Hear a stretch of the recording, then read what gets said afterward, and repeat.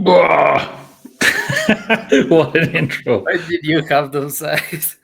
Uh, this is this was not ideal. Not the ideal intro. But anyway, here we are. Hello. Um, Hi everyone. How you all doing? Hope you were not affected by this power outage in That's southwestern that's Europe. what I had to tell you. Like, how does it feel to not have energy and Well, not you've been knowing asking why? me that yesterday, but Yeah, I think one thing is not having power in your house, but another thing is, and I don't know what it's like for you when you have these outages, but everybody's been like taken by surprise. It was the entire two countries of Portugal and Spain, and then parts of France and parts of the Netherlands, parts of Belgium, even parts of Germany, um, where there's been reports of power outages. And then the weird thing is that you don't know how long that's going to last.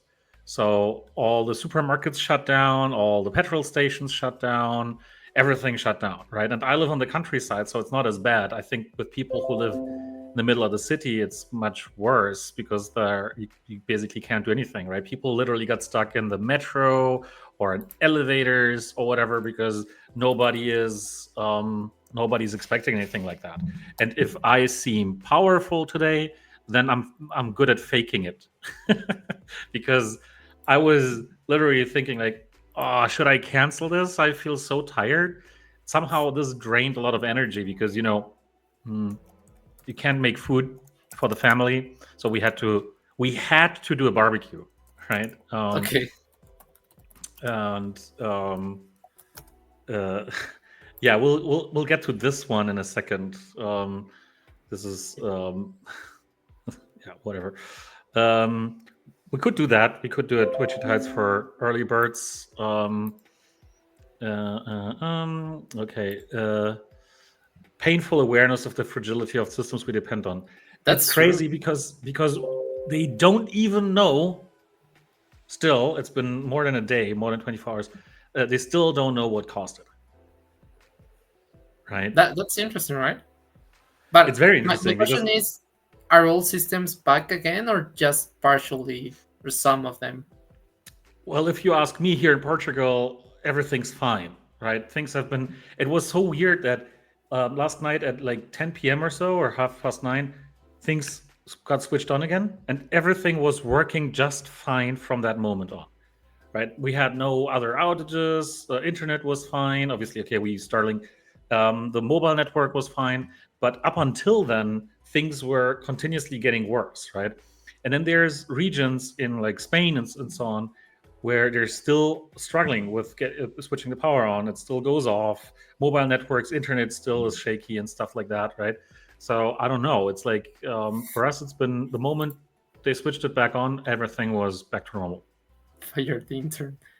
Yeah, I guess an intern pressed a random button and it just fucked up the entire system. It always happens. Very unlikely.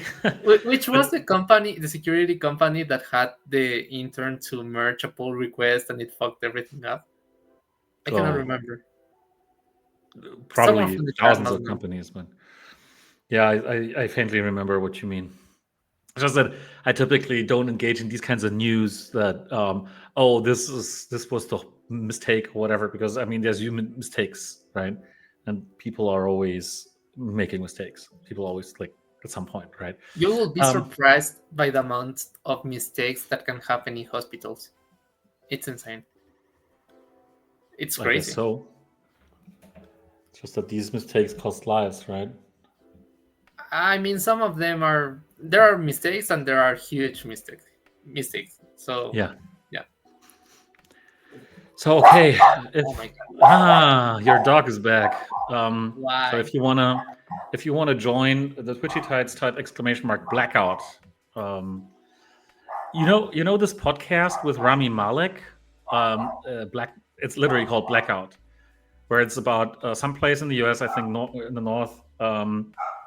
Actually, a place called Berlin. I think the town is called. It's a Okay. few years old, and it's a really good podcast. It's like a story podcast, right? Like a thriller. Um, and it's literally about the consequences of when power is gone, like for not just for hours, but for days, weeks, maybe months, right? And don't know when, right? And I had to immediately think about that. Oh my God, what happens if this lasts for longer?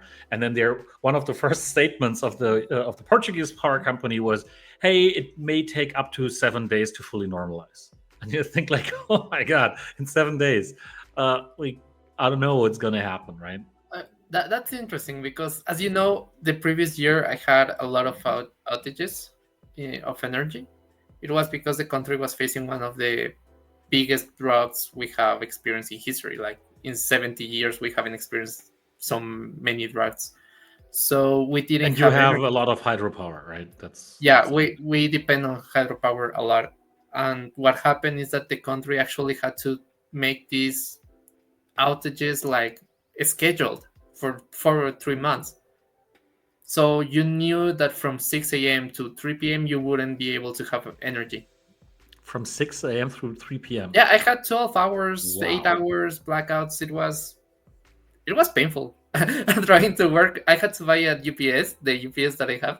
I had to buy it just to be able to work with you, because sometimes the outages will be on night. That is okay, but if it was on the mornings when you are up, it was insane. I mean, at least it seems like they had a plan to restore things or improve things during these outages, right? If they were scheduled, or did they just Not schedule really. It's these so that just there like is we less were load on waiting this? for rain to come. Like, Ah, okay. so just to avoid the chaos of us having the outages and not knowing when it was going to happen, and to keep the level of the Oh, that. hydroelectrics controlled, then we just had to do this like scheduled. Wow. How long does your uninterrupted power supply last? My UPS, I mean, it was able to sustain my PC and my Wi-Fi for 4 to 5 hours. Okay, that's good. So yeah, I'm Oh now my god. more than ever looking forward to getting uh, solar panels on my roof and a good battery to be able to sustain these kinds of things. Because had I had that already, and we're getting quotes from companies, and that's like total ripoff. But just like another story. If we had had that, I would have had internet, right? With Starlink, you're kind of autonomous on this, so that would have been really really cool. But yeah. Um, So, what is one thing, Hong? I wanted to say hello to Share Love for your first oh, hi. Twitch-based tavern. So welcome. I'm And surprised it's your first tavern because you have been around for a long time. and then Chur has been saying, I saw in my Aurora forecast app that there was a gnarly spike in solar wind density around the time the power outage occurred, but no idea whether that had something to do with it. That's Yeah, crazy. there was this kind of rumor that was spread by again the Portuguese power supplier or grid operator, I don't know, and they said that there was an uh, atmospheric disturbance or whatever that caused that outage in Spain, and that's when this basically cascaded on. Because allegedly, like something like this, like solar wind particles, some kind of radiation, whatever, in the atmosphere caused the power lines, the overground power lines, to overload. So they were shutting themselves down or something like that, right? But the the Spanish guys, they actually denied that this was a thing, that they had never said that. So yeah, you don't know, fake news maybe. So maybe, right? It's just then the question would be, why didn't that happen elsewhere as well, right? But it's yeah. People have been coming up with all kinds of theories because there was some kind of chemical plant in Spain exploding as well around that time. Oh my So god. the people were saying maybe it was that. And some people were saying that it was actually the problem was in France and some kind of a synchronization plant of whatever. It's just like this is the biggest blackout in Europe in the last 20 or 25 years. So it's something to talk about, right? There hasn't been any kind of major blackouts, and last time this happened, there was a clear reason for it, and this time there just isn't. So that's what's weird. Okay. We'll So get we to have all of play your questions. and Dungeon Master questions. Where should we start? We should start with the Twitchy Tides.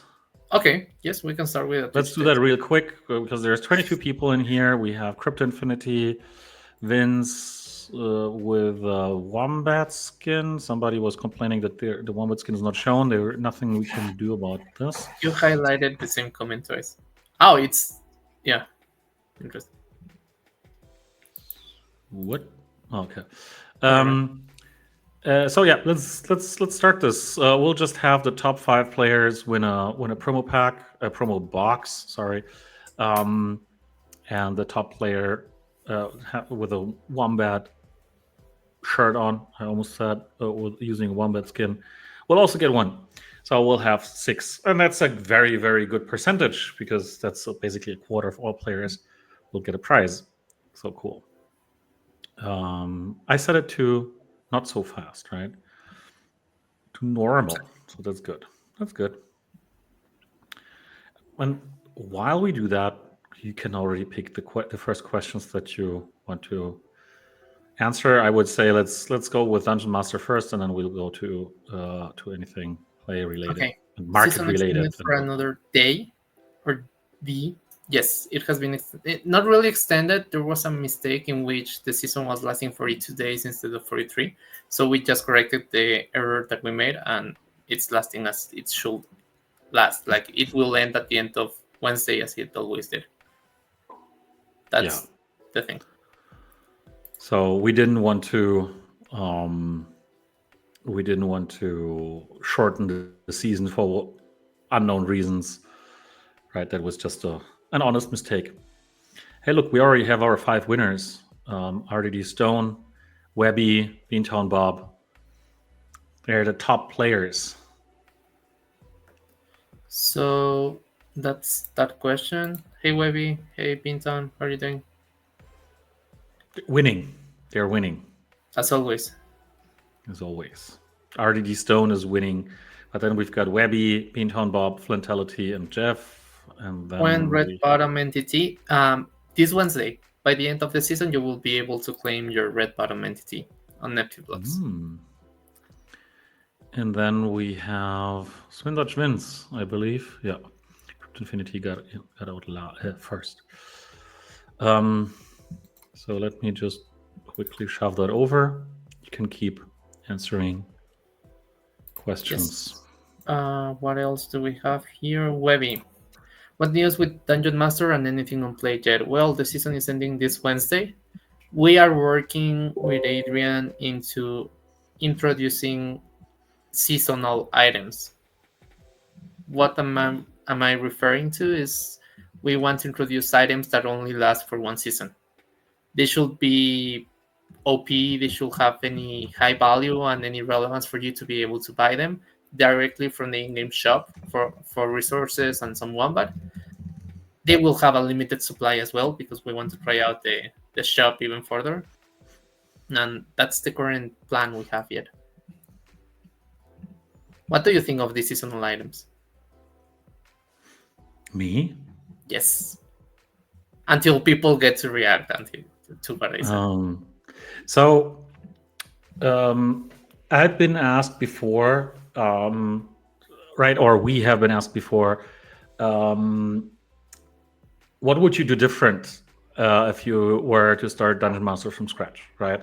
And this is something that I said back then is right now it's too much of a kind of it's too rigid when it comes to trying to make your way up, right? So it would be nice to have more seasonal effects. So I generally like that there's something that you can do, something you can basically interact with every season from scratch, right? Rather than, because most people are basically done with a Well of Wealth on the first day or within the week or whatever, and then it gets a little bit boring. So now, obviously, we've had the discussion about, okay, should we change the Like celebration here. like celebration gear? Yeah. Should we change the well of wealth and the achievements there? And the answer is yes. It's just that this is really complicated, unfortunately. So it's not a very simple change. So okay, that's been been sitting on the table for quite a while. We kind of are afraid of touching this because it's a biggie, and it only changes the way you can do tasks, right? Not the fact that you do tasks in order to get through wealth. I mean, I always will have loved to have on the Well of Wealth, for example, daily task, and you will be able to like go and like this tweet, and you will go like it, and you will finish the task for that day. Similar to Telegram. Yeah, there's I think there is a wiki page, an internal wiki page about daily tasks, I believe, because you're not the first one coming up with that idea. So that was basically just shy of being implemented. That we would basically add daily tasks or weekly tasks on top of the kind of season achievements that we have, right? And then we could make the well deeper or whatever, or realign points, so, or rope meters, whatever. So that's kind of the most realistic way of getting this changed, right? And then we may move from we may move away from the season-based tasks or achievements towards all daily and weekly. I'll look for that wiki. I actually haven't found it. I believe it's somewhere. And perks it gives. Yes, in my humble opinion, it should be OP. And maybe you can make it OP if we add a gems mechanic to it. This happened to me while I was showering. Maybe since they will not be a lot of seasonal items per season, then maybe you will be able to use gems to be able to give it an extra boost.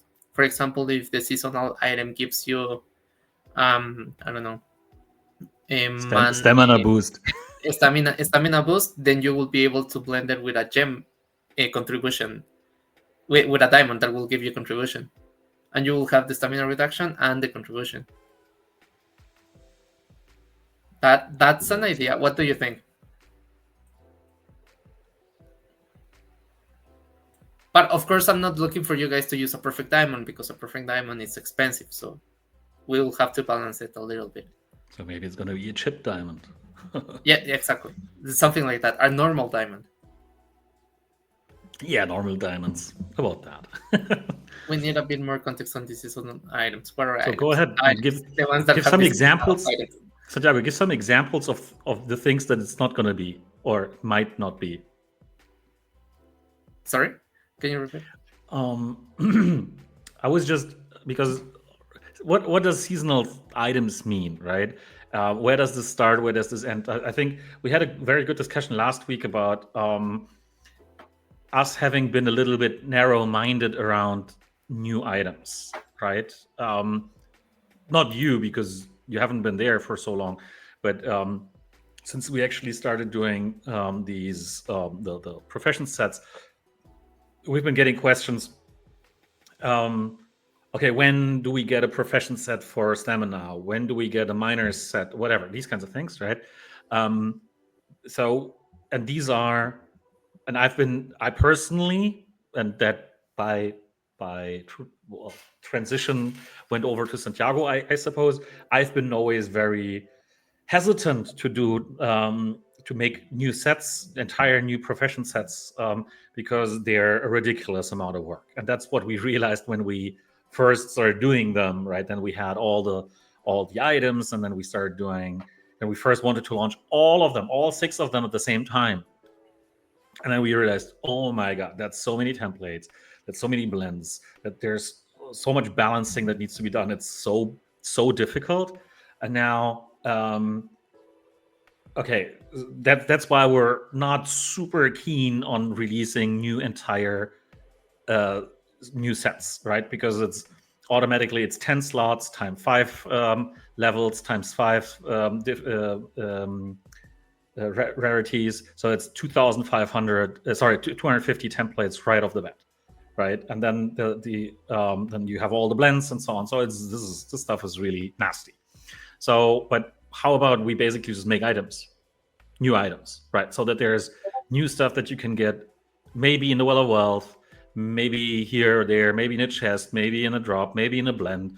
Why don't we just make new things, individual new items every once in a while, right? Yes. And that may be seasonal items, that may be items that basically, just like this was mentioned by, what's it, Beantown Bob or whoever, just like the celebration items, where we basically said, okay, this only gives you a boost during season 12 or whatever, 25, right? And why not do this, right? Why not have, just like, if people are asking for a stamina item, why not give them a stamina item, right? Like a stamina item, not a stamina set where you can basically equip everything. But let's do something that actually makes sense in the context of what people are wearing.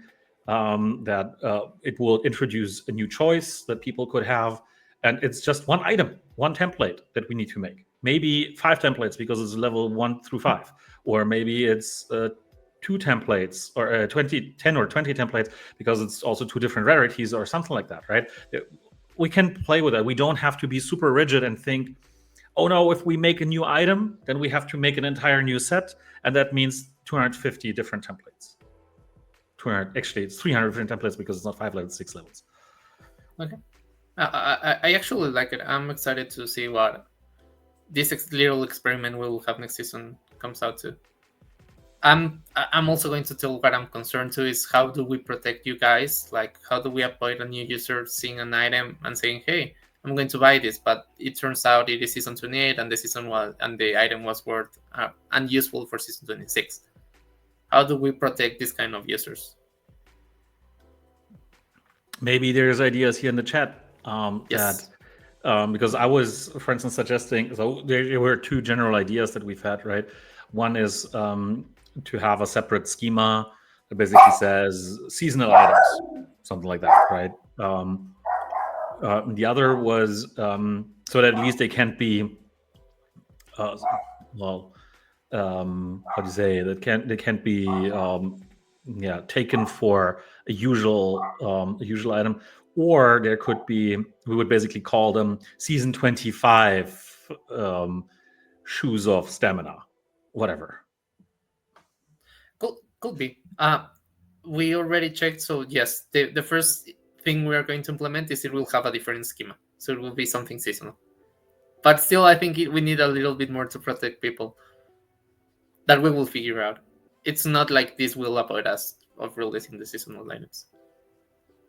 I will talk about this a little bit because a lot of people reach out during the week. Remember that we talk about the mining power, and maybe we should update the mining power formula and everything.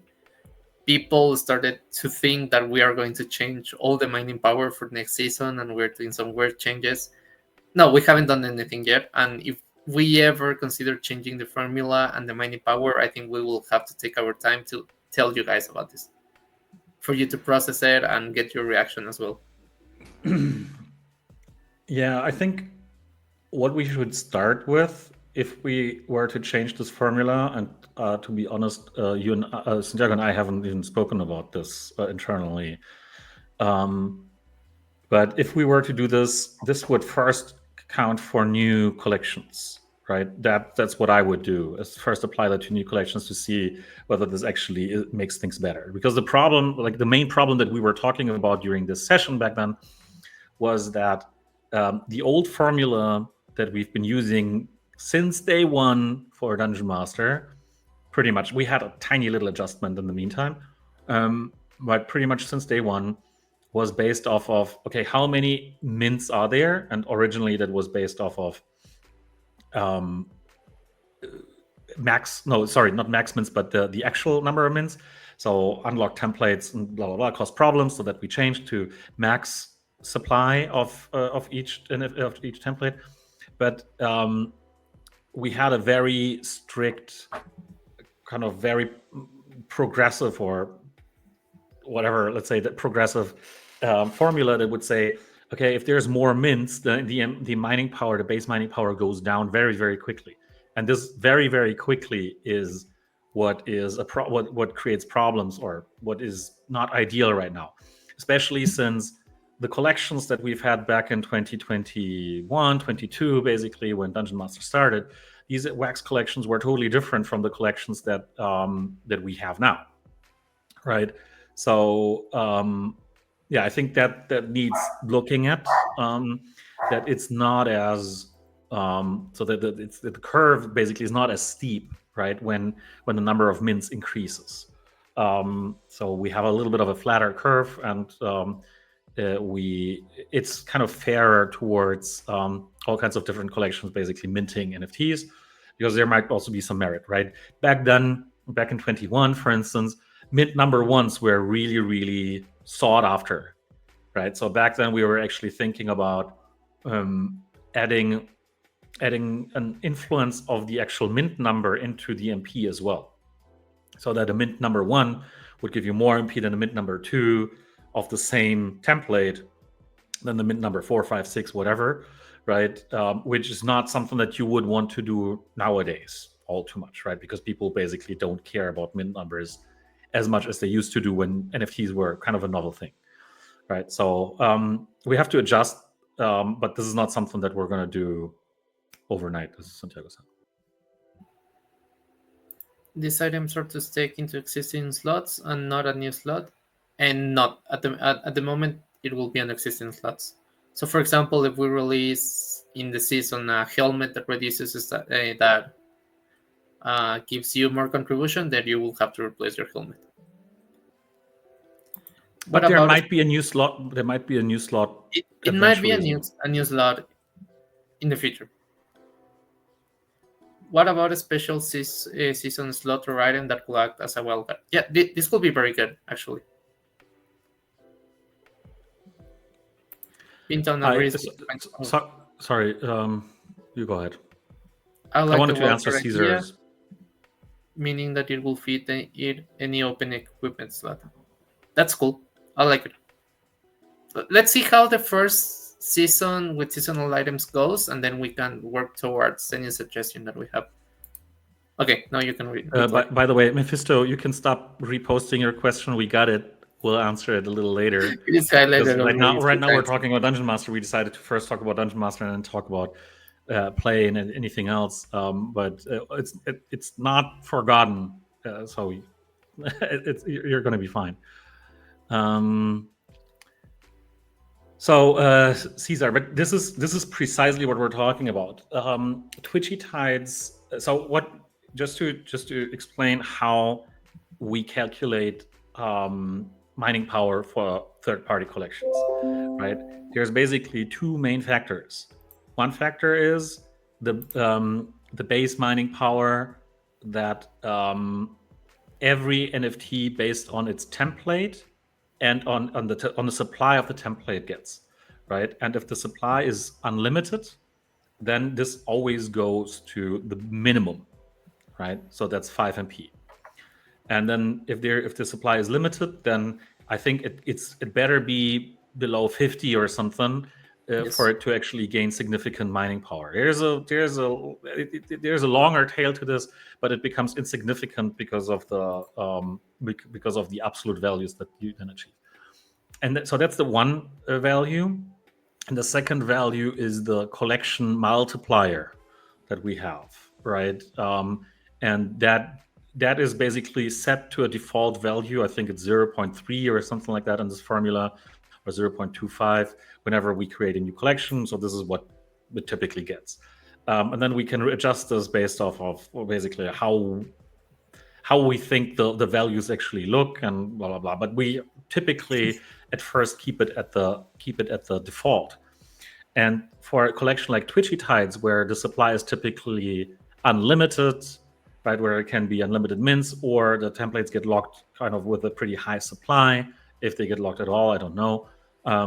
That means that these templates in the formula get very low values in MP, right? So, and that obviously creates weird effects that oh, there's only a handful, let's say 10 of the golden wombat divers, right, in Twitchy Tights. But since the template isn't locked and or whatever, maybe it's not. I don't know. But maybe if the template isn't locked or there's no max supply on the template, then this might get the same 5 mining power as the rare one, as the common one, whatever, right?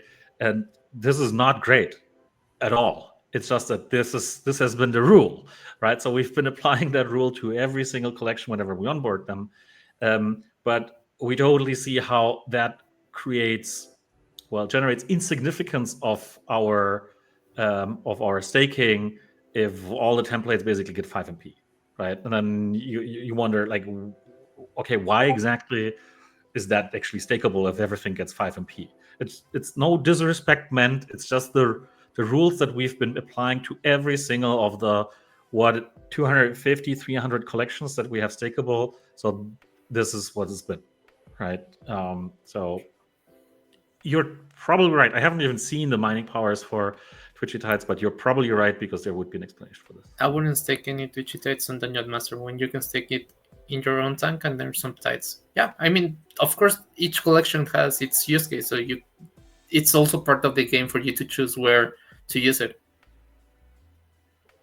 I didn't actually know that you can earn tides token by staking all of your Twitchy Tides characters. But also, I wasn't aware that it's coal, and obviously you wouldn't stake. Although maybe coal has become more popular recently. I don't know. Special slot, marsupial pouch slot. I like it. I got a rocket ship in my pouch. Oh, this one is an interesting question.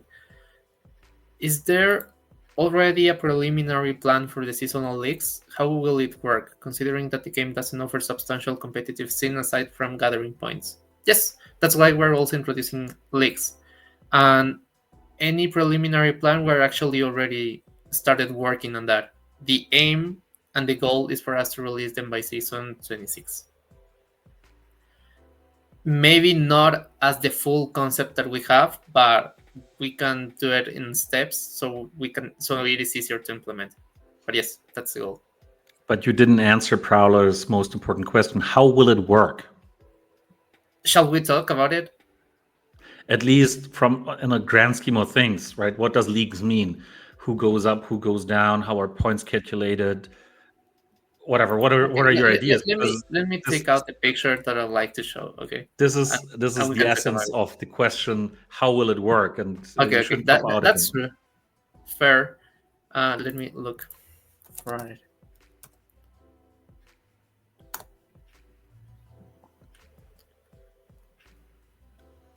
In the meantime, you can say something. Like, you can sing. I can sing. Oh, yes. Yeah, I was at a karaoke thing on the weekend, and I did. Oh, nice. I did what I always do when I do karaoke. I do Tribute by Tenacious D, which is my absolute favorite karaoke song. It was cool. Test user, please ignore. Test user. Is that really test user? Or is that somebody who calls themselves test user, please ignore?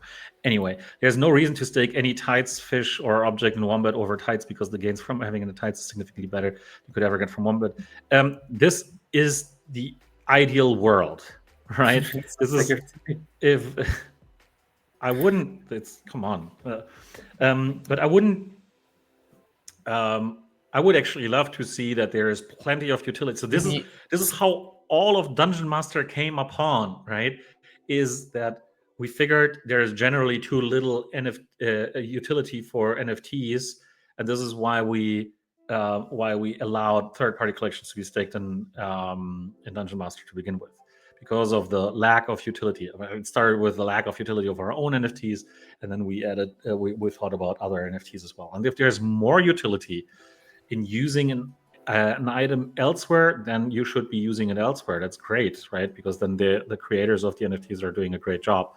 And I don't know how inflated Tide is. That's the problem, right? And this is what we need to fix without, like, maybe we'll have to have, and that's what I was thinking about, multiple different modes, right? Because back then, when PFPs became a thing, we had to do something about that, right? Because there was a template that has 10,000 mints. Oh, how do you do that, right? It has 10,000 mints. So this was the first time we had to think about it. We have a manual process of overriding certain mining powers. So that's what we did.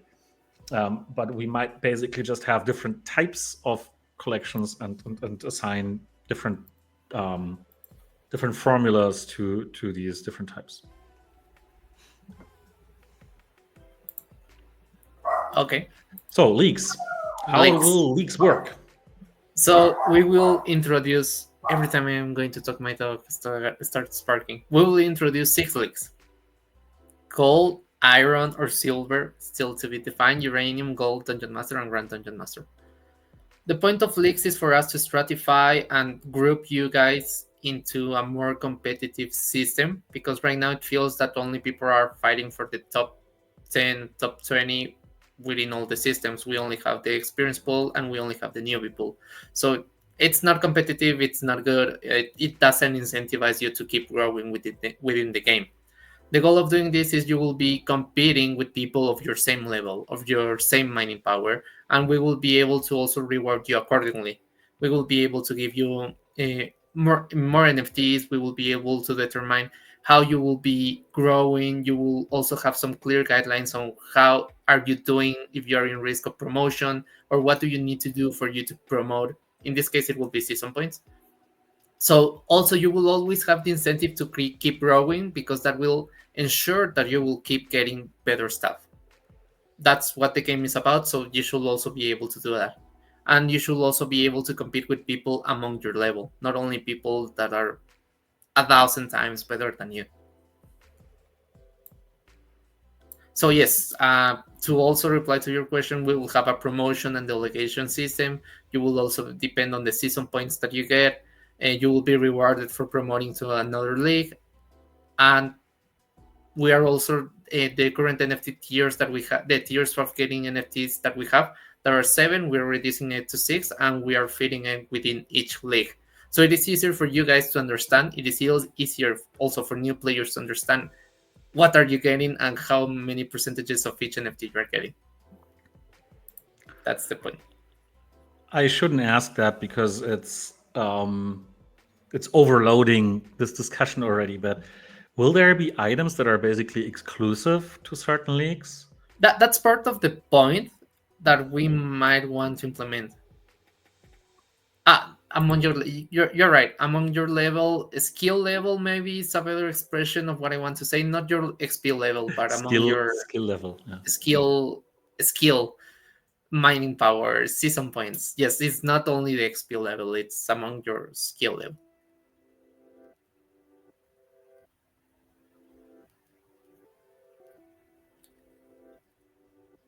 Any more questions regarding to that? Hey man. So maybe before we go into Piotreku's question, which I find totally understandable, there was this discussion around MP values of PFPs. So yeah, because I mentioned PFPs and a test user mentioned, okay, this is a joke or something like that, right? They're way overvalued. PFPs never became a thing, and it's too easy to game the system and so on. I do get it. Yeah, I will be much more cautious, I believe, in terms of adding more new PFP collections, because truth is, PFPs never became a massive thing on the Wax blockchain, right? So outside of, I don't know, Pixels and maybe some others, there isn't really a lot that right now deserve the 500 MP. So I understand. So yeah, what do you say to Piotreku? Piotreku is essentially complaining, extending the season when the last day already started and people already started running on negative stamina sounds like a joke. All what you need to do is make a proper announcement a few days in advance. So why didn't you? First of all, I agree. It was a mistake, and we should have fixed it way before. So you're right on that sense, but we're also correcting the mistake of, and we're ensuring we're not stealing from you one extra day, because that was what will actually happen. If you had 43 days, all the seasons this season we will have given you 42. So we're ensuring that you get all the season days and all the points rewards that you deserve. So effectively, what you're saying is, if the season had been shortened, there would have been less points, meaning fewer rewards. I mean, you will be obtaining fewer rewards if we actually kept the days, which will have been better for us because we will have be giving less money. But that's not what we want, and we're always trying to ensure that you guys get what you deserve. Right. So I understand that by correcting an error, some people might might take decisions that will affect them at the end, but it's also a matter of you understanding and taking your own decisions. So if the season always ends at the end of Wednesday, and this time it was ending at the end of Tuesday, then either something is wrong, or either I can take advantage of the decision. So you also always have to take decisions and your own accountability about it. Wow, you're being pretty harsh about this. I mean, yeah, it would have been definitely, like, that goes without saying, that it would have been better to discover this and fix it earlier and then announce it. That's right. I mean, the mistake is ours. Don't take me wrong. The mistake is ours. This is a good comment by Vince, by the way. It's easier for new users to understand if proposed leagues have different names other than your and goals. Yeah, we got the feedback from it. The name of the leagues and the logos are the least important thing at the moment. It will be relevant once we start implementing them. So yes, I actually think we might have to change it, but I like the graphic to try to explain how it works. Prowler says, let's continue talking a little bit about leagues. Thanks for explaining the seasonal leagues, Solder. So it's the same as just continuously gathering points, but players are further grouped in different leagues instead of just beginners and experience rank. Or will the game be adding different game mechanics into the game? So we have leagues, and we are also working in a different game mechanic, as we have been discussing with Adrian, but I don't think we can talk about it yet. The meditation. If you want to discuss that already? No, I think it's pretty soon to talk about it. But yes, I mean, overall, we're always looking to add more mechanics and make the game not so linear, in terms that everything that matters is MP, everything that matters is season points.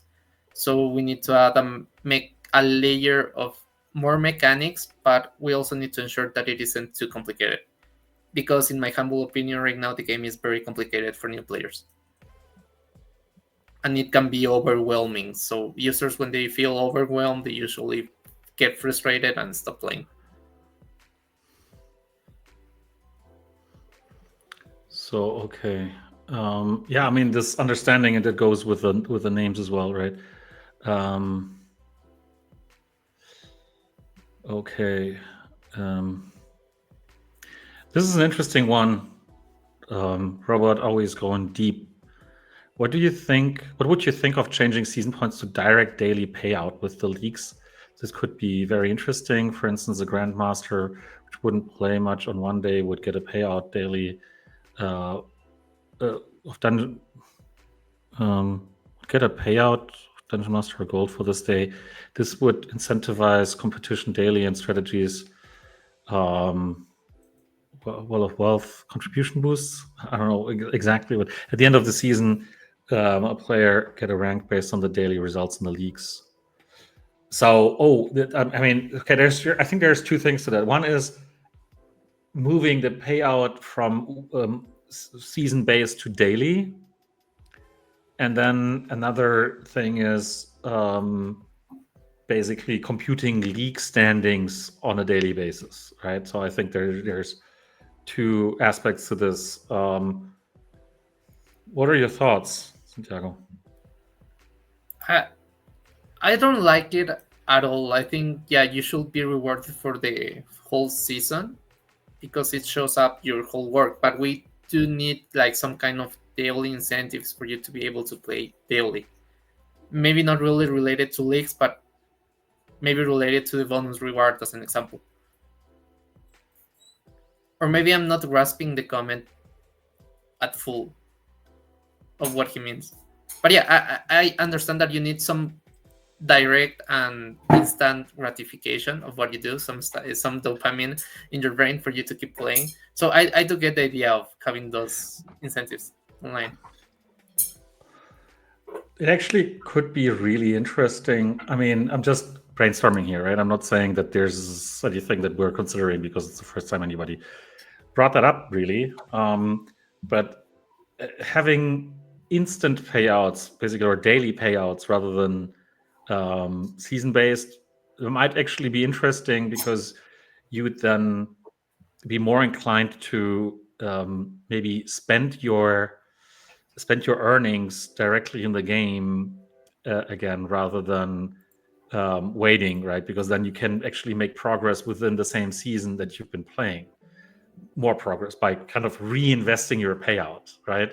So that actually might be quite interesting. And originally, like, well, not originally, but a few seasons back when we were handing out Wombat tokens, this is not what we wanted to do, right? Although there was a discussion of whether we might actually want to reduce the sell pressure of tokens so that by paying them out more continuously. It's definitely an interesting thought to switch things up like that, especially with the leaks. But I'm not entirely sure right now. I have to dig deep there. I love that a lot of people comment about leaks because it means they care about it and they think it's a good idea. Leaks based will the leaks be based on the clan level or on the play level? Sorry, can you highlight it again? Sitsustos was asking, are the leaks based on the clan level or the player level? Individual level, a skill level. So it's not really associated with your XP, but actually to your season points and your performance within the whole season.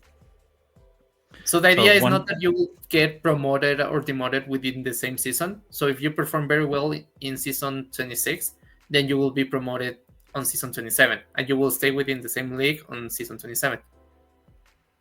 If you don't perform well in season 27, then someone will take your place and you will be demoted again. Then I got a question which you and I haven't even discussed yet, which what I just thought about, because somebody might now think, is everybody going to start in the same league? No. In season 26, or are we going to divide the current player base into all the 6 leagues initially, and then it's going to be taken from there? So you won't start. Yeah, we haven't discussed that because we can do it we can implement it in different ways. What do you guys think actually? Because you could start like an unranked season in season 26, and that will determine your standings for the season 27 in which you have the leagues. Or maybe you could already start season 26 within the leagues based on your scores on season 25. I like the second option better. The chat is on fire today. It's hard to. There's a lot of questions. Keep up with this. So a clarification asked by Vince here. But these leagues say use the top 2 leagues as an example, tier 1 and tier 2. Is the last player in the bottom of tier 1 will earn more rewards than the top player in tier 2? Question to follow after receiving your responses. Yes. But can you guarantee? Will you guarantee this? Because if you guarantee this, then the last player in League 1 wouldn't have to play at all during season, let's say, 26, right? And would still get more rewards than the top player, even if they're like crush their competition in League 2, they would still make more. What's your thoughts? No, I mean, the way we will stratify it is you will be competing with people within your same league. So you will be competing for the points that are available in your league. It wouldn't be possible for you to slack off and don't perform any run during the season, then you wouldn't be able to obtain any rewards. You will still need to run and perform the task and compete with people within your league. So that's the beauty out of it. So if you perform the same way as you have been performing when you got on the top and you got promoted, then there's a fair and very good chance that you will be earning more, because the season points and the season pool that you will be obtaining from the upper league will be higher. Now, to make it completely confusing, we've actually been thinking about introducing tiered payouts rather than payouts that directly tie to your points, right? That might be basically the top player gets X and the second from the top gets Y, right? No matter how many points they actually have, right? But it's basically the ranked payouts, right? So we've been discussing this. We thought about it, yes. I'm not sure yet. And we basically realized, okay, let's move that discussion to a later point. Once we have leaks, we can see whether that would be an improvement or not, but we wouldn't change everything at the same time, right? But no, we cannot change everything at the same time, and you should also expect us to not get the numbers straight at the first time. Like, we can use the data that we have. If Chair has been helping me with this data from the last seasons, so we could try to stratify in the best way the leagues that we have at the moment, but that doesn't ensure at all that we will get it good at the first try. So season 26 will be interesting in the sense that I think some stuff will break. Maybe people will not be happy, but I am sure that we will get enough time and we will study season 26, so season 27 is great. Okay. Yes, we've seen your follow-ups, Robert, so give us a sec. Vince is asking if yes is the answer, then what's the difference to the current system? Because yes, right, if you always get more by being higher, then what's the difference? Well, the difference is that you can get demoted, right? Yes. If you're in the bottom 2 or whatever, then like let's say there's 10 people in the league, you're in the bottom 2, you get demoted, you get less of a prize next season, probably. Okay, Robot has had a lot of follow-ups to the daily payouts. So let's see what's payout of tokens would still be at the end of the season. It's just about the daily calculation with leagues instead of a reward for season points at the end in the specific season. Then I don't understand what the difference is, to be honest, Robot. Show dollar daily gain instead of paying it out daily. What the gain the player would get per day would be more variable based on daily contribution, not season points equals dollar at the end of the season. But I mean, contribution is what's the contribution part. So we calculate for each player, we calculate their contribution, and then there's a fixed number of season points that are being handed out on a daily basis, right? And this is proportional. You get points proportional to your contribution on the day, right? Proportionally to your contribution in comparison to the total contribution by all players, right? So I don't know exactly what the difference would be because we have this competitive system on a daily basis. With the leagues, there's multiple ways of doing this, right? But what Santiago and I have been discussing is that in the future, within the leagues, there's a separate point pool for every league, right? So the first league, top league, grandmaster, whatever league would have, let's say, 100 million points daily or per season or whatever, and the second league would have 80 million points. Just like they're balancing. That's not the real balancing. It's just so you understand what we're talking about, right? So it might get more competitive, or there might be bigger incentives to actually make it into League One and stay there, right? Because you'll be making a lot more there and progressively, obviously. I don't know. Hope that answers most of the question. The current season seems to be 42 days only. Is the daily distributed season points in season 24 still 143? We actually corrected that mistake 2 hours ago. Or maybe can you check your Dungeon Master, so it will display the correct days right now. You would have to reload the page, I suppose. Yeah, and reset cache, maybe.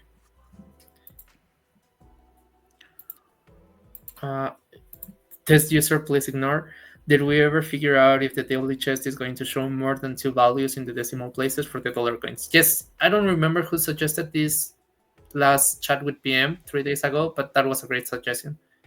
Or if there are more significant figures than can or need to be shown, because I want to know if my gear is actually working on or not. Yes, I agree.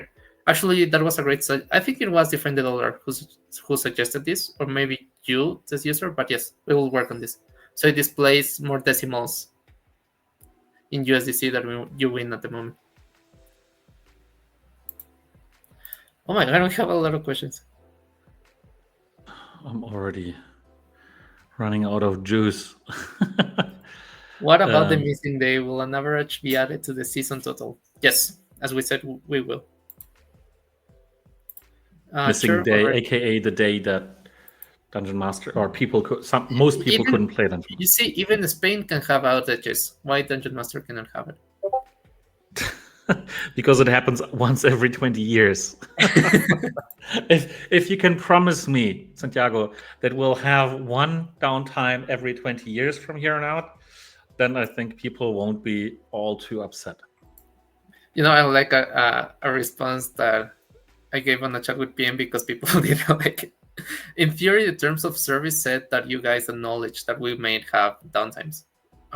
So you cannot complain. Oh, that's the best. That's the best. That's the best. Yeah, just to tell people, did you read the terms of service? Did you read it?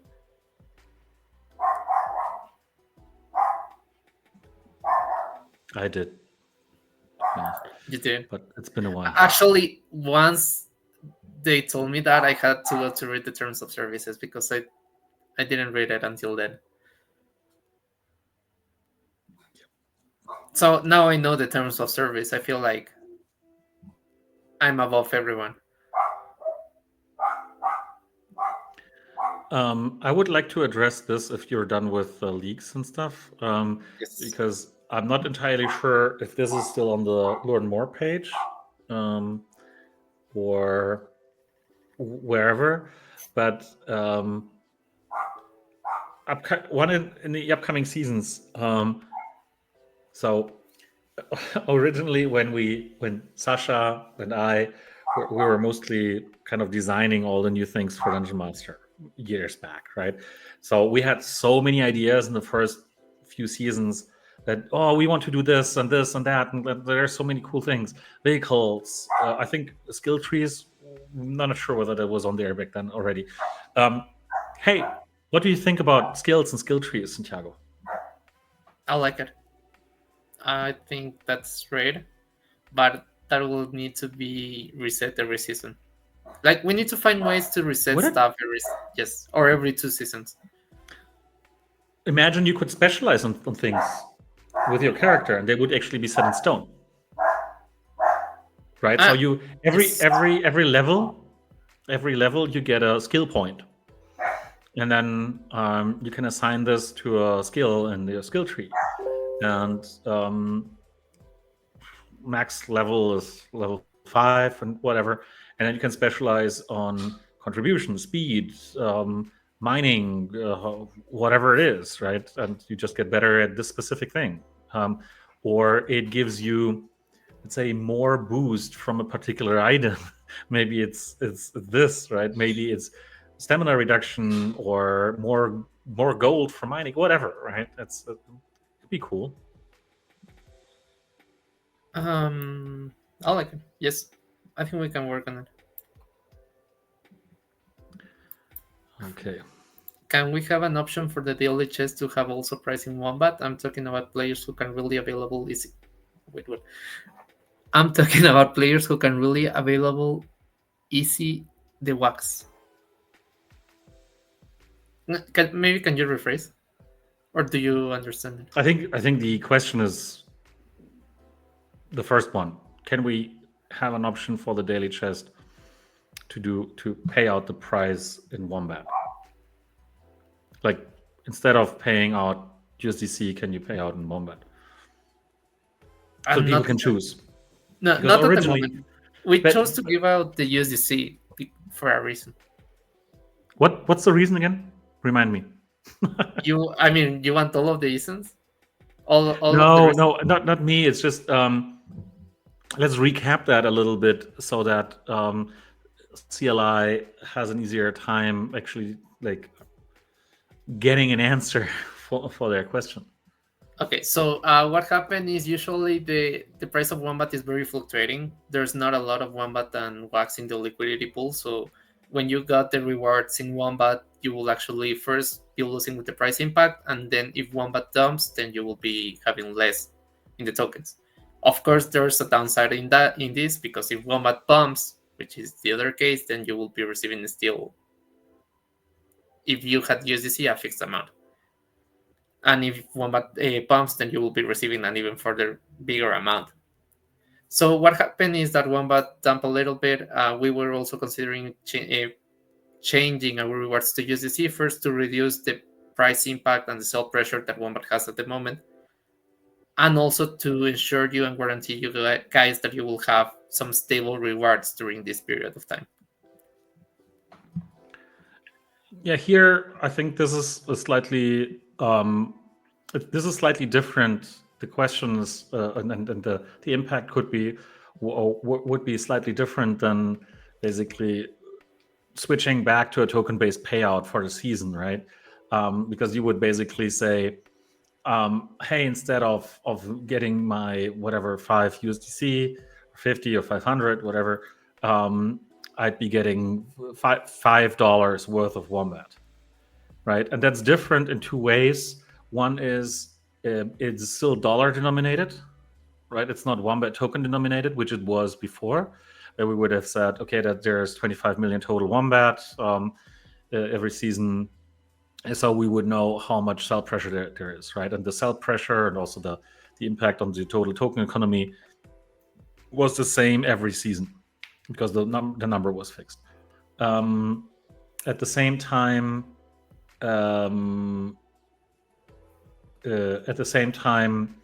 if the price was low, then obviously you would get lower dollar amount. If the price was high, you would get high dollar amount. This would not be a thing here, right? This would basically just be a convenience feature for those people who get the USDC and would have to flip it into Wombat. But then I would say just get the USDC, flip it into Wombat, and use your Wombat, right? Because what we won't do is basically readjust the denomination, right? So that you could choose either you get $20 in USDC or $50 in Wombat or whatever. That won't make any sense, right? So I think that would be my recommendation here for you, CLI. Just use your USDC to flip them into Wombat. Best for all. Or play in the future.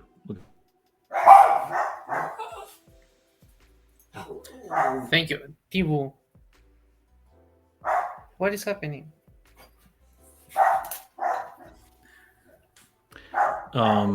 Yeah, Robot is still had a few comments around the leagues. Suggestions for players in leagues: total 10k players, rest stays in Noob Beginner League, so we can calculate the rewards for a fixed amount of people and only minor rewards for people in Noob League. That was precisely one of the main discussions that we had. Do you want leagues to be fixed in size or flexible in size, right? Because if you the original idea was, hey, let's have the top 10%, whatever, top 20% of players be promoted to the next league, right? And that would obviously lead to a resizing of the leagues every season, which would be much more difficult to balance. So we decided to actually go with a fixed number, except for the lowest league, which will have a variable number. Yes.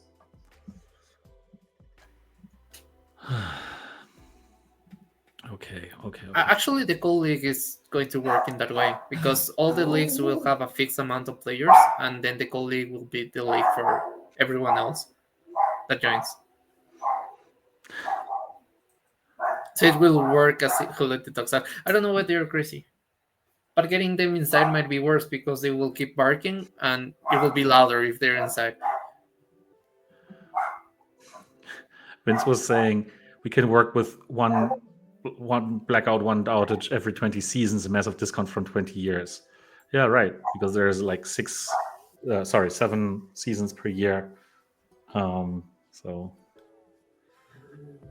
that would be a lot better. Okay.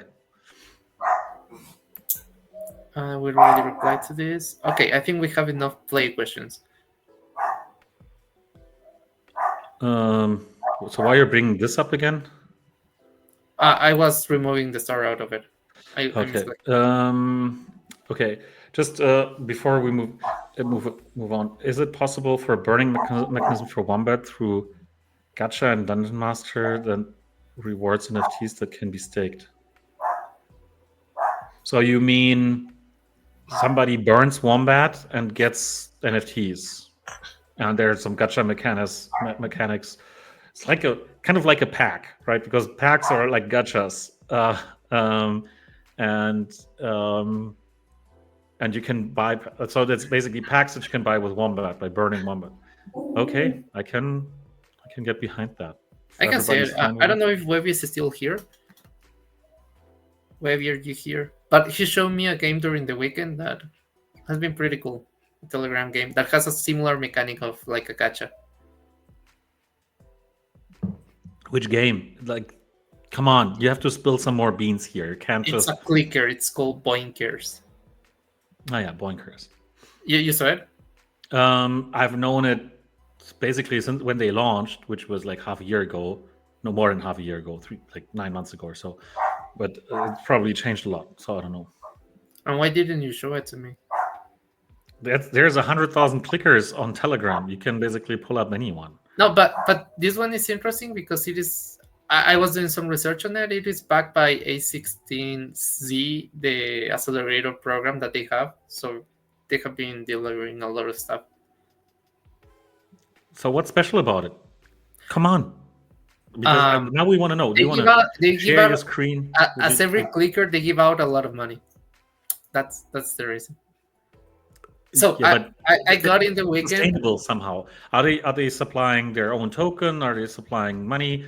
They don't have their token yet, but they have this kind of tier rewards in which if you compete getting XYZ amount of resources by the end of the day, then you will receive part of the prize pool in turn. That's how it works in the moment. And for you to get some stuff, some relics, some items that they have, you will have to pay. And you will also have to pay with in-game resources. But for example, I'm going to give my example. Webby showed it to me on Friday. I started to play it, and on Sunday I made like 25 ton, which is like 60 bucks. 20? How in the world do you make 25 ton on a game?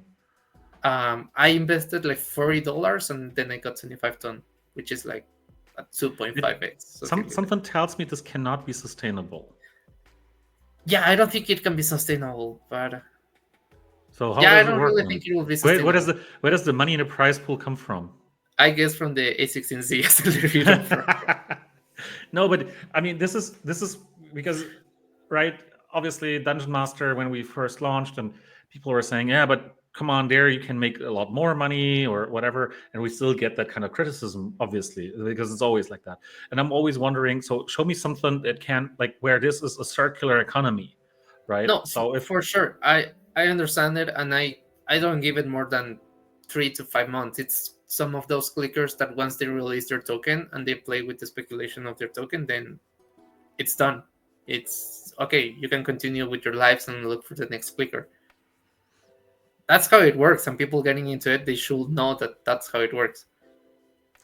We need a Wombat casino. That's a great idea. That will be great. The rock is cooking fancy. Yes, I mean, it's fair. Like, I wouldn't give the game more than 6 months. It's similar to what happened with Hamster Combat. They released the token and no one remembers them. Like, it's like yeah, they existed at one moment. And there was the fastest growing product in all of kind of IT product history, right? No, it was crazy. Official numbers. That game was crazy because even when I was at the bank, the person next to me was playing Hamster Combat. in my country, which is not native to anything related to crypto, people are scared of crypto, and then I saw someone sitting next to me playing Hamster Combat, Right. and then it performed like shit. But still, they reach out a lot of people. I'm just curious where Hamster Combat, where the token is sitting right now. So they're still at an FDV of 265 million. Or maybe I haven't started checked as enough, a- and they are doing great. Maybe that's also true. I have no idea, but nobody. You're right. Nobody's talking about that anymore, right? Okay. Okay. There's chats keep ranting about the leaks and stuff. So I love it, right? I really love it. So yeah, you go can I ahead reply there. to this one? Yes. Yeah, sure. Before you implement the leaks, I feel sorry for everybody who's been waiting for their questions to be answered, reply. but I think we Yeah, shouldn't. maybe like, we this should roll- reply. But Yes. we're on a roll here, and so I always like that because it's a totally different feel in a stream when we have a vivid discussion about one thing, right? And then it's hard to move on, but I find that super interesting. So No, me I really personally. appreciate when people like I'm in a chat giving feedback, work feedback, and criticizing rather than a silent chat all the time. Exactly. So really, thank you to Beans. Really, thank you to Robot. Also, thank you to Piotreko for also raising out his concerns because it also helps us. Oh my god, my Telegram is going crazy. Because it also help us to be better. So that's really the reason. So before you implement leaks, I will suggest that the team to review past end of season leaderboard for current season 22, 23, and 24. I don't expect massive changes in players' ranking. Players don't just jump in out because most committed players play daily, and their contribution earnings are pretty stable. I still don't see what is the obvious difference that the current system. What am I missing here? Okay, so you're missing the promotion and delegation. Because let's say that the Grand Dungeon Master League has 20 players, and then the Dungeon Master League has 200 players. The promotion and delegation is unavoidable. So you will have to perform better than you did last season for you to stay within the league or be demoted. If you're demoted, you will be earning less tokens or a worse share of the token price pool. Because there will always be a token and delegation. It is not like you can be on the Grand Dungeon Master League on spot 15 all the time. If you're on spot 15, then next season you are demoted. If you're 16, then you're demoted again. So you will have to currently and keep growing your account so you are within the top 15 that doesn't get demoted. And the top 15 will have to keep up his game so he isn't demoted in the next season. So it is not linear. You will always be promoted or demoted. It isn't like if I perform better than the top of on the Silver League, I won't be demoted. You will always be demoted. What happened to the people that stopped playing? What do you mean? I guess in terms of leaks. Will the bottom league just be zombie? They will be at the bottom of the league. That's what the bronze league is for. It's not bronze, it's the gold league, sorry. So in a league of 200 players, 185 are relocated. No, but 15 are relocated. In theory, like in your example. At 10%. No dogs were harmed in testing out the league system. It's because it seems someone is painting outside of my house. So they just want to protect me in some way. And I cannot do anything about it. So I suggest that we put out some actual information about the intended league system and we can come like up with a something, description, whatever, right? And then we can have a proper discussion about it. Because right now it's a little bit fluid, all over the right? place. We have something in our minds because we discussed that before, but it's really hard for anyone to grasp the actual concept without having anything in writing in front of them. I don't rename its name to Silver just for the league system. I mean, yes, I guess that after receiving all your feedback, we will have to change the resources, the leaks. Prince Paradox is asking, right, if Freddy Funko quits playing again, how long does it take for him to stop being on the boards or in the league? Well, they would always be in the league, right? But you would get relegated. Let's imagine Freddy was first in the top league, right? They would be relegated, or he would be relegated once in the first season, then again from second league to third league the season after. Then the season after they would be relegated to fourth league. And Right. also, it is better for you guys. So if someone stops playing and he's within your league, then it's one less person that you wouldn't be competing against. So you will get actually more season points. Yeah, but no season points if you don't play. No points. I still want a Wood League. I want to be like Wood 5. Yeah, actually, I wanted to make it like League of Legends, pretty similar, like any other tier system, like Wood, Silver, a Platinum, Emerald, Diamond, Master, Challenger. One last one regarding Dungeon Master before we move on to play. Finally, Sherlov was saying, make Dungeon Master more challenging. Suggest feeding our wombat a potion to increase special power, like a stamina potion. We've been discussing about that. Yeah, so definitely that's what we've been discussing around the seasonal items, the leagues, and so on, so that it's more challenging overall. What happened with your rarity?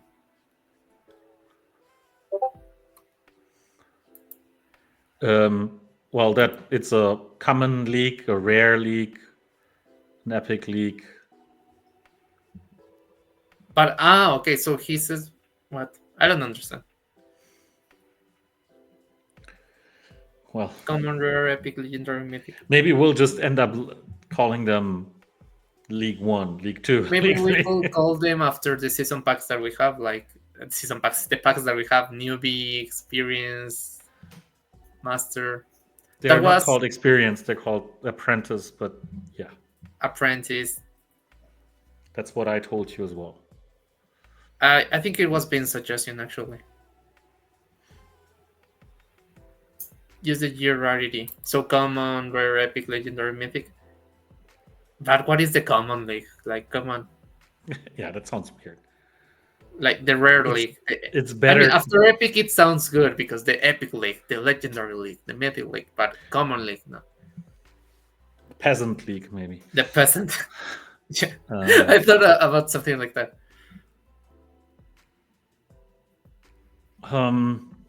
Okay, it's a little bit upside down, but I really like that question by iBrew, asking about why is it so difficult to create or manage a utility token that is seen as having genuine value. I see project after project having eroding token value, which basically is a penalty on long-term holders, backers. I'm really curious about this. Why is this so difficult, right? It's not per se difficult. It's just the incentives are set wrong in Web3, in crypto, right? Because most tokens are literally treated as fundraising mechanisms, right? That's what you do with them. You sell them to some other people at a certain price, so that they can make a return on their investment, right? And typically the price is lower than what you expect that to be on the market, obviously, that you sell them in private deals. And then at some point, these people would have to sell the tokens, right? Or alternatively, the company is basically selling the tokens themselves as a fundraising mechanism in an ongoing fashion, right? And so long as there's fewer tokens that are being consumed than tokens that are being floated into the market, the price will always inevitably go down, right? So it's actually like, in theory, it's not hard to create token sinks that are pure token sinks. It's just that you would have to subsidize the system with cash, right? To basically, so let's just use this as an example. Let's just imagine Dungeon Master was a closed loop, right? So there's no staking rewards. So we just have Dungeon Master as a standalone game. There's staking, but there's no rewards for staking. Then right now, as of now, there's no token sources, right? So the only tokens that you can get are by buying them from the market, because you can't earn them in the game, right? But you would have to consistently spend tokens to actually play the game, to actually be successful in the game, right? For minting NFTs, blending, whatever it is, right? All these kinds of things. Then the token price would only have one way of going up. If that's a new token, right? And let's imagine we launch a new token, nobody has the token, we put some of these tokens in a liquidity pool, and we say, okay, there's an incentive to play this, but this incentive is not put up in tokens, but it's put up in cash or in stable coins or whatever it is. Then the price would only know one way, and this is up, right? But why would you launch a token like this? Like anyone, why would anyone launch a token like this that basically is just getting consumed, right, without ever cashing in on this? Because there's like the team is supposed to be incentivized with tokens. Where does the money that they actually hand out, like the resources or whatever it is, where does this actually come from if this company or person never sold tokens, right? So this is where the difficulty comes from. This is also a particular big problem with big launches that have been happening also recently, but also throughout last year, where you have insanely high valuations on these tokens. So you see the fully diluted value, if you look at something like CoinMarketCap, right? The FDV, the fully diluted valuation is super, super high, like $1 billion, $2 billion last year, 3, 4, 5 billion, right? But the circulating supply is super, super low. The only purpose of designing it like that is for the token to look good initially so that more people buy in on it, right? And think, oh, I've got something super valuable. And then to dilute these people, because there's going to be more liquidity in the market when the price is high. And then these people will automatically be diluted by tokens entering the market later, right? If you start at a 5, 6, 7% floating supply in the beginning, then it's totally clear that this token will dump over time. There's no other way, right? So the only way of basically building this out sustainably is by having a larger portion of the token being unlocked at the beginning, right? Having clear sinks for the token going forward, because if there's clear sinks, if it's totally clear where all these tokens are going to go, then other people will think, oh, maybe I should hold on to my tokens even if I just use that as an investment or a speculative asset. There will be other people who will serve as my personal exit liquidity, because those are going to be the people who want to use the token, right? So you need to build in these kinds of mechanisms for utility tokens to actually work. It's just that the incentives are not there to actually do it, right? So I think that we will see a big resurgence of utility tokens throughout the next 6-12 months, right? There's going to be a lot of tokens that actually go up in value because of good utility, right? But the big money and the big valuations are where the speculators are, not where the utility people are, right? So if that takes too long, then speculators will always flip their tokens. Price will again go down, right? And it's going to be hard to recover from that. So it's difficult, especially in this market where that's much more short-lived, right? When in 2021, 22, the NFTs were there, right? NFTs had much less liquidity and so on. So people have been holding on to NFTs for a much longer time. Nowadays, with all kinds of tokens having deep liquidity through fair launches and whatnot, people just flip. They just go from one to another, which, right, can also be a good thing. It's typically just not. Good explanation. So follow-up question then, Dungeon Master did not use Wombat token to raise money, so how do you explain the value dynamics there? Well, that's not entirely true, right? Dungeon Master is not an isolated game, right? So there's multiple things to that.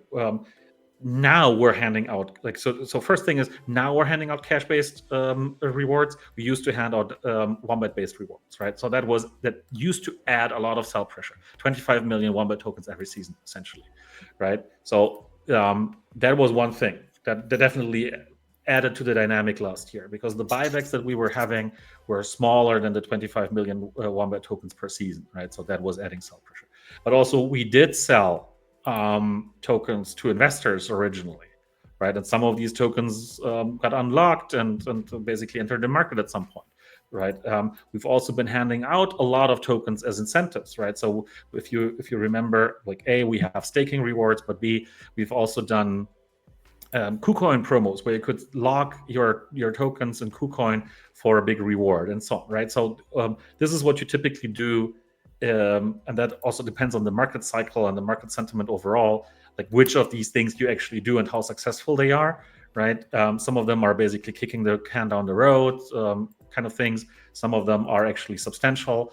But for instance, liquidity farming, right? Liquidity farming is one of these forms, right? You float more tokens by incentivizing liquidity farms. It's actually not great, right? Because once the incentive is gone, the liquidity will be removed and there's just more tokens in the market, right? But there's all kinds of things. And tokens are supposed to be used as a marketing tool, right? This is why they exist for the companies, either for fundraising or for marketing, which in a lot of worlds is the same thing. So we didn't have all this experience ourselves when we started out, right? We had to learn these kinds of things ourselves. Like, how does it really work? Who will act how? What is a token like if you have a larger speculative element than we used to back until late 2023, for instance? So yeah, thanks for that. Thanks for the questions. Actually, we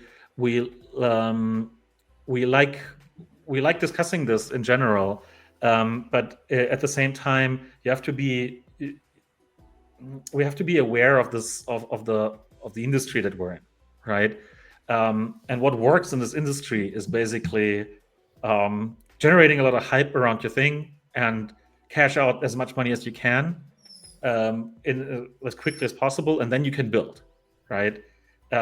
This is how it's been working essentially for the last, well, ever since crypto and ICOs got invented, right? Since 2016, 2017, 2018, obviously, there's still a lot of great projects actually still building, right? Some of them basically rugged eventually. They delivered what they said they would deliver, and then they stopped building and are still sitting on a huge pile of money, which is crazy, especially the early ICOs.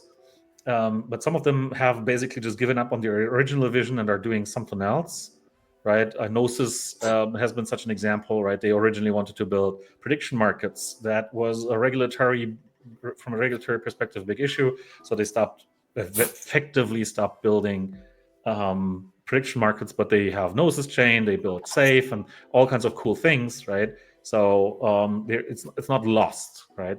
So I think it's really difficult. So on one hand, from a pure mechanical perspective, it's easy to make a token that will go up in value, but it's hard to at the same time use that as fundraising, and the money needs to come from somewhere. And if you had a few million or a few tens of millions to run a business, and you could launch a token without having the pressure of selling the token as a fundraising mechanism, at least for the first 2, 3, 5 years, right? That would be brilliant, because then you can generate a token that's really, really big, that has a lot of liquidity, and then you start floating it, because you will be making revenue in the token, right? You will be building a reserve in your own token by basically getting it back from people spending it, right? And that would be the most natural thing, right? That you basically just recirculate tokens that you've been paid. Okay, I'll start a Decrypt's question about the leaks. No. We'll get back to that later. Okay, because there were questions around play and launches and so on. So Caprimoa has been asking if Bitcoin hits 100K again, will Play be launched? And then Vince was replying, but if Bitcoin never hits 100K, will Play never be launched? So I don't have to tell you that we're watching the market extremely closely, like on a daily basis. Right now, Bitcoin is having a hard time breaking out above 95, right? So we've been getting rejected ever since like Friday. Obviously, the market is looking a lot better this week than it was beginning of last week when we were like Tuesday last week when we were having the stream, right? So Wednesday, a lot of stuff happened market wise. So right now, if you talk from a technical analysis point of view, we're forming this bull flag kind of pattern where the market went up and then now it's stalling a little bit. So a lot of people are expecting that there's going to be another leg up. Some people are expecting that we're going to get rejected really hard around the 97, 98, $100,000 mark. And then we'll fall down. Some people expect that macro will turn really sour within the next few weeks because of the tariffs and because of the numbers that are going to come out. There might be disappointment about the next Fed decision, which is due, I believe, next week. I haven't been looking at this for a few. Yeah, the next Fed FOMC meeting is scheduled for next week.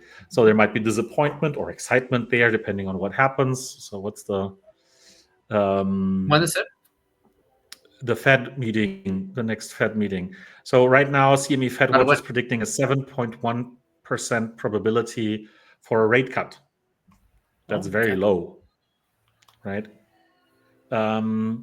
So the market is like, there's still a lot of uncertainty in this market, right? So there's a big question. So when do you launch? And we don't have an answer for that, especially not one that I want on the record, right? It's hard. I think the overall sentiment is looking a lot better, like I said. So it's definitely getting us closer to having a good chance of launching successfully, right? And then there's the big question: would you actually, if you knew the market would crash 20% next week, would you launch today, right? These kinds of questions, and not literally, but figuratively, obviously. So there's a lot that goes into this, and it's not an easy decision to be made, right? There is a few launches that happened that actually like did okay. There's a few launches that did really badly. So the question is, do we want to launch and risk doing really badly in a bad market? What's the likelihood, and so on, right? So we're in constant discussions also with our service providers, with our partners, with our advisors, what we should do, what the right move is, and we can't really disclose any of the kind of internal discussions that we have. But overall, I mean, I realize I'm not sounding like super excited right now about the market. But it's going. We're getting there for sure. Market wise, we're definitely getting there. I hope that we can actually cross the 95 sometime soon, and that would be perfect if we just shoot up to 115 or so, and then the market would be really good. Okay. This has been a lot of questions. We're not done, dude. Yeah. Yosi Trit tried. Didn't attend last tavern. Thank you for your willingness to take care of the WAS token. I own Wombat token since last year, but for the last few weeks I decided to DCA WAS because it's still on SEX, so it's easier to buy. Hope you can fairly prioritize both Wombat WAS and not only one of them. Yeah, that's what we're trying, definitely. So we've been trying to signal to the WAS holders that we're still looking to support, right? Not support is the wrong word. To make good on them. To basically also, because we had put out information and then we changed that information. Obviously, we want to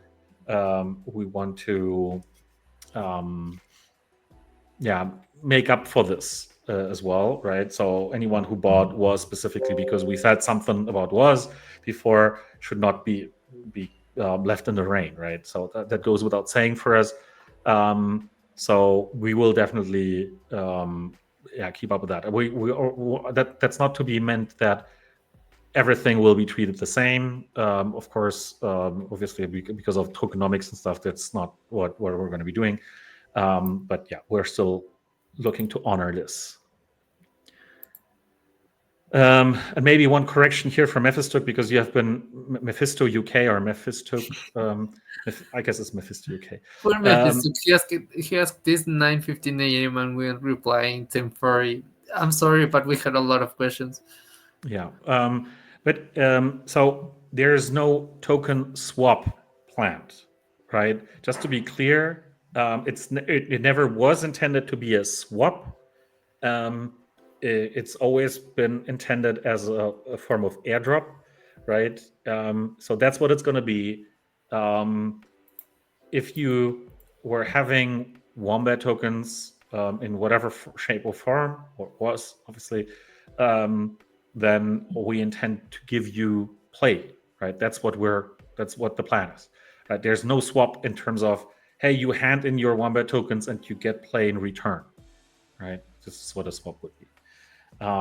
So just to be clear, and this there's going to be so much more clarity on this as soon as we're launched and so on, right? Or closer to launch, it's going to be better. So sorry for not being able to disclose a lot of details there.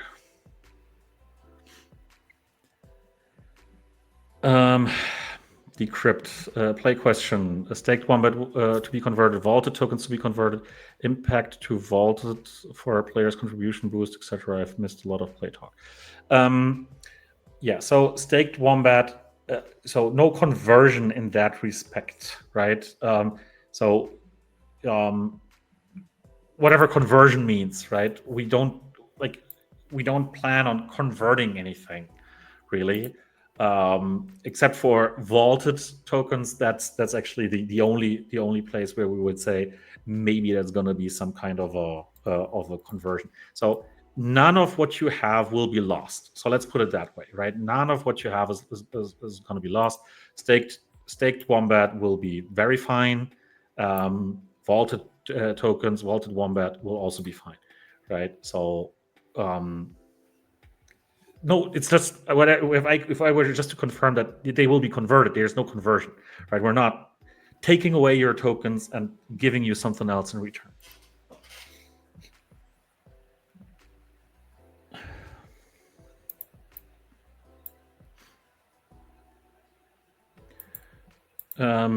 Meaning, will I get a chance to take out and put play in without loss?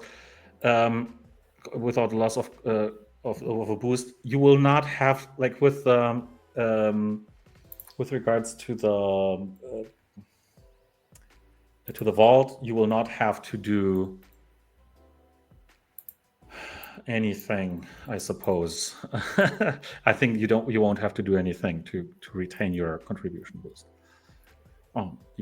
But Santiago and I never finished the discussion that Robot, I believe, brought up a while ago. I think this was a collab of a few people basically saying are asking to change the vault, where it's, instead of deferring payout, especially now that we're on USDC, it would be, hey, you actually have to lock or stake tokens to actually receive this contribution boost like that. So we're actually considering something like that.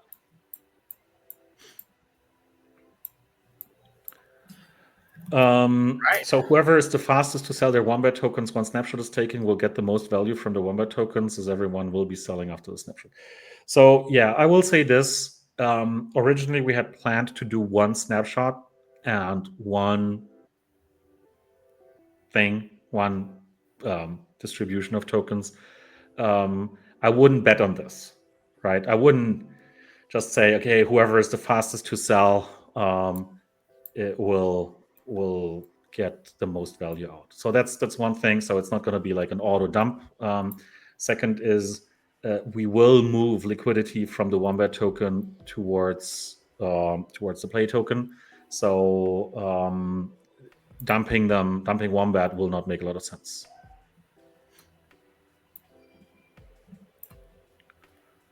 Yeah, exactly. The liquidity pools. It doesn't make sense. It doesn't make sense to retain all the liquidity. But anyway, I think that's all going to get really, really clear as soon as we start announcing the airdrop. I will kill little people. Or people will rage. Yeah. Okay. And Beantown Bob was bringing up celebrate play right now. Okay, something's missing. Did you want to answer this, or did you just start by accident? I didn't highlight it. Will each lake have its own? No. Will each lake have its own pool? Say lowest 750 USDC and highest 3,500 USDC to the lake pool. So players are competing in smaller pools and can earn more. Yes, that's how it will work actually. So I don't know. Maybe we can make like a graphic, but maybe I will explain it completely wrong.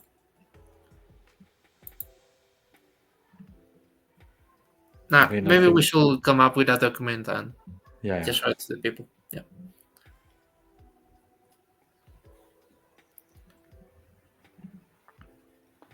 What?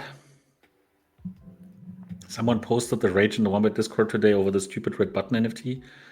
Is that going to drop today? Tomorrow. What is going on with it? I have no idea. It's actually in 1 day, 5 hours and 12 minutes. What's the rage over it?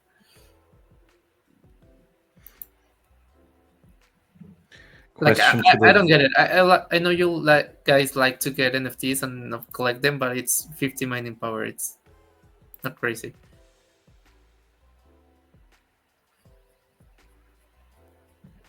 Someone was butthurt about people getting the link early, but it's not live, right? So it doesn't matter.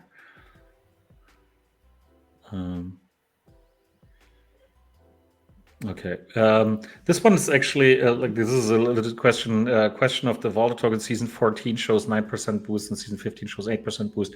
So what we did a while ago is we had a decreasing impact of your vaulted tokens, right? So we would say, okay, the first season, after the season you vaulted them, you would get 100%, and then you would get 80%, and then you would 60%. So the question was, what happens if you reach 0 if you want to keep your tokens vaulted? And then we said, okay, if you keep them for even longer, then you will have an increasing value, right? So then it's going to start at, what is it, 5% or 6% or something for the for all of the seasons that you've been holding them, and then this is going to increase per season. So season 14 has a higher boost, gives you a higher boost than season 15, and so if you keep that forever, it will keep growing, in theory at least. Fermented tokens. Fermented tokens. Not live, but 70 plus minted. What happened is I had the link hidden, and we had a plan. We planned for a date, but then we didn't really launch it on that date because we prefer to do it at the end of the season. But people found the link. I mean, it's easy to find the link because when it is hidden, like you can look for it actually. So they found the link and they claim it, the 50 MP badge. So you didn't have the start time set? It was starting when we were planning to start it. I didn't change it because I forgot, honestly. So, but it was still hidden, and people found the hidden link and they claim it. Is this an entity or an NFT? It's an entity with 50 mining power. The one that we did. Okay, so that's why. So people have been getting the boost already, or is it not configured at 50 mining power yet? I think it. I don't remember. It happened a week ago. Let me check.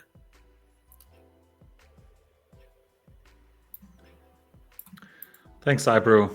That's exactly what I was talking about, right? So it basically decreases and then instead of going to 0 after the 5th season that you fed them that you kept them vaulted, they go to 5, and then they start increasing.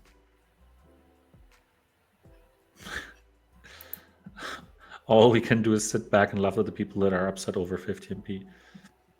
Well, I don't know. I can remove it. I mean, I can remove it until the season ends and everyone can claim it. No problem.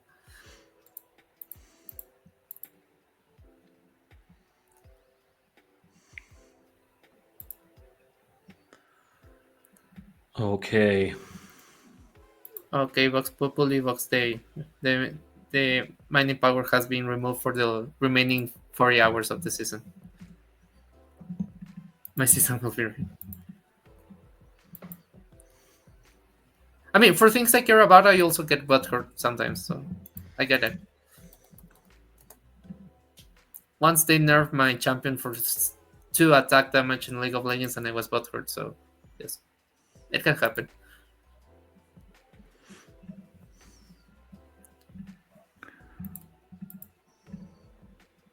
Oh, shit.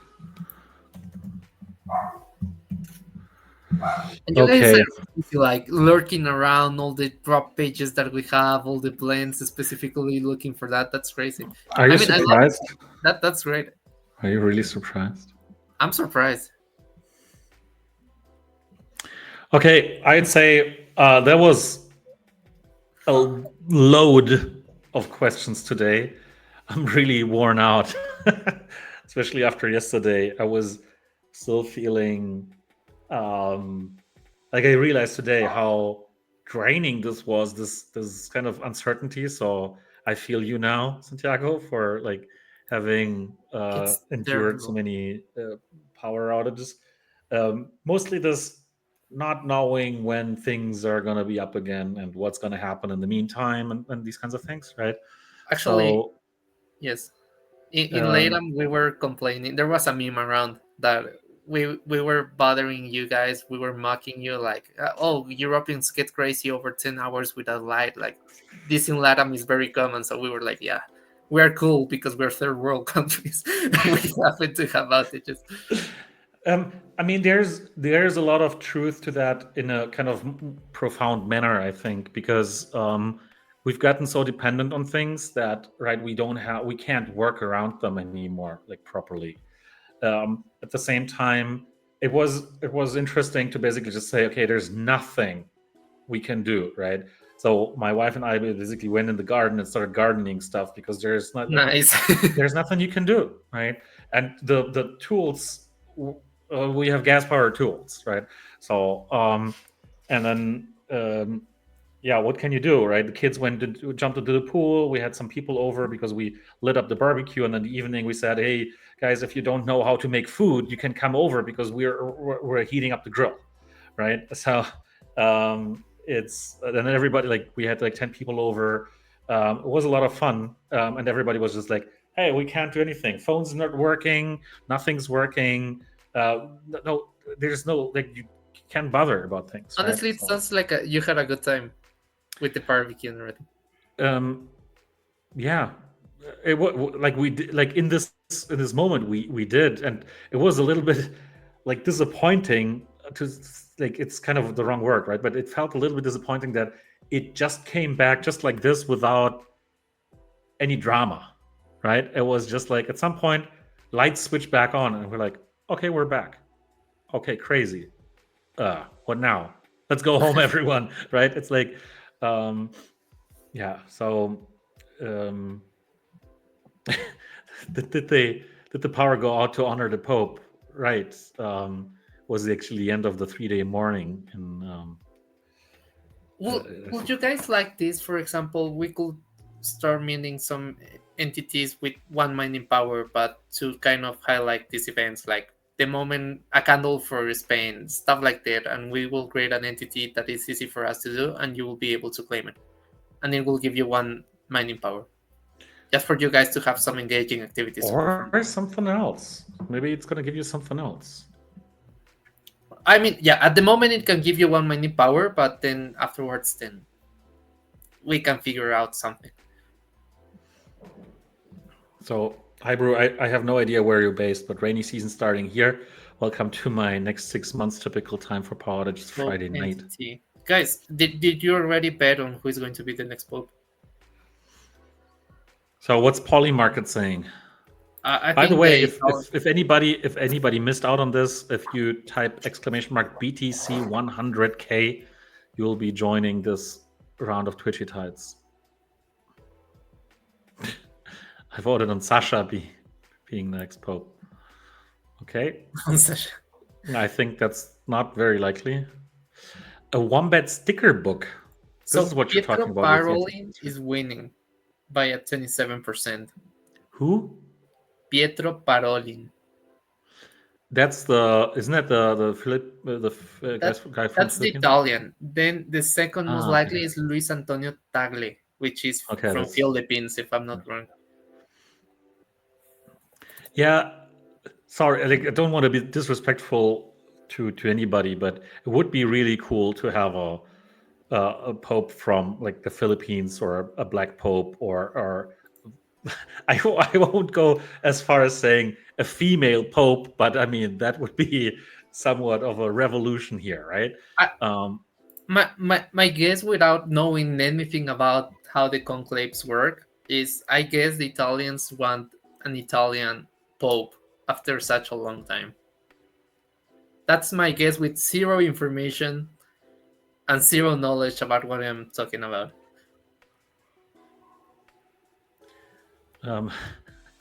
CMC Sky, why not wax $1? Okay, we'll try that next impossible. time. Yeah, that's what you're saying. It's impossible. There would have to be a lot of whales buying 100K worth of wax. Did you see that Monero spiked 50% because they used it for? There was a 300 million hack and they sent everything to Monero, and that caused Monero to spike by 50%. That was that. No, I did. Yeah, well, I did see Monero go up. I just didn't think it was because of a hack. Which hack? What kind of hack happened worth 300 million again? SACBTC reported that 300 million rack, but not rack, but hack. Yeah. Oh my god. When is this gonna end? Oh, I have a meeting in 2 minutes. Let's run this. Okay. Let's go. We do as always. Top 5 players, top player with a, and we'll set it to, we'll actually set it too fast this time. That's what they told me in the hospital. Always. So top 5 players and the top player with a Wombat skin will get a promo box. I saw that Janice was wearing a Wombat skin as well. Meeting with the investors and no, meeting with your beloved developers. I think consider yourself lucky. Just imagine if someone you know rely on power to bread. What about those in an emergency situation that are unable to call for help? Yeah, it's crazy. I mean, in theory, I'm telling you this for experience. Hospitals are mandatory to have their own power units for these situations. So even if the lights come out, the power generators should turn on within 1 second, less than 1 second. And regarding good SLA. Regarding to the emergency situation and to make a call, in theory, the signals and the towers, they have some autonomy of over 2 hours if there is a outage. Now, would you look at that? Janice using a Wombat skin for the first time and immediately winning an extra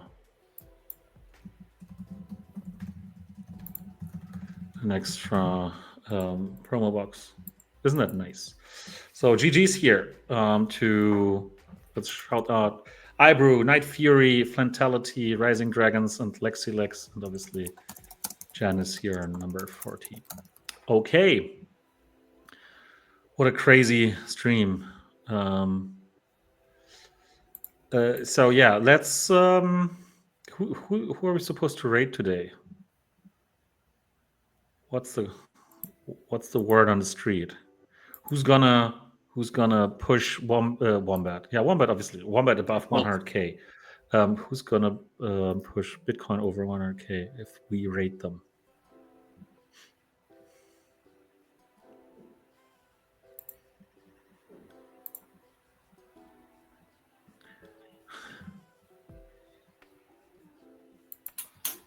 Anyone online?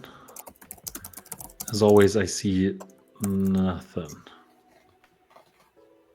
Sensei Bullrock seems live, but not sure if they're AFK or not. Get rich time nonstop stream until 1 million. This is a cool one. 0 to 1 million by Crypto King. Nonstop stream until they're worth 1 million.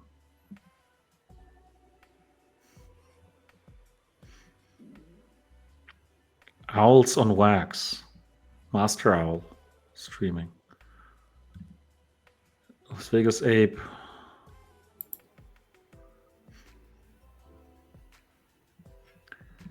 I think you should give everyone a Wombat skin promo box moving forward.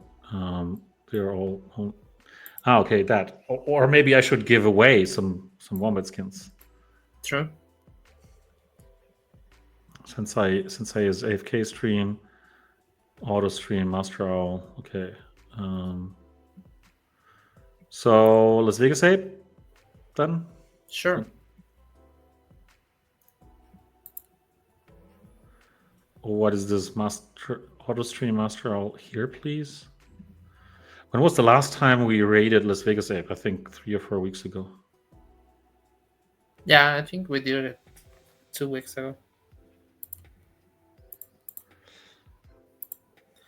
Thank you so much, Legends. Byron. Is Byron live?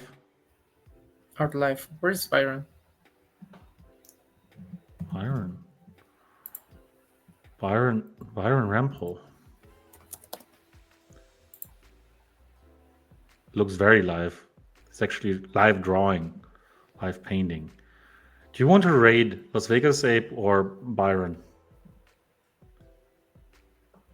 Let's raid Byron. We haven't raided him in a while.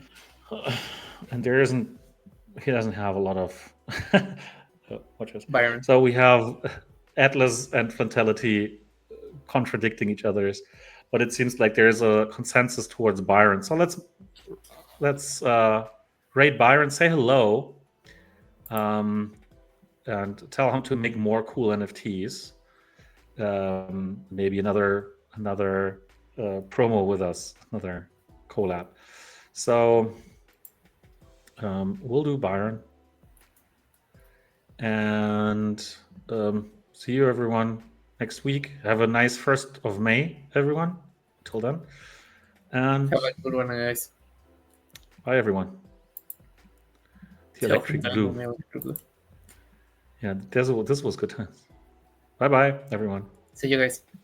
Thanks.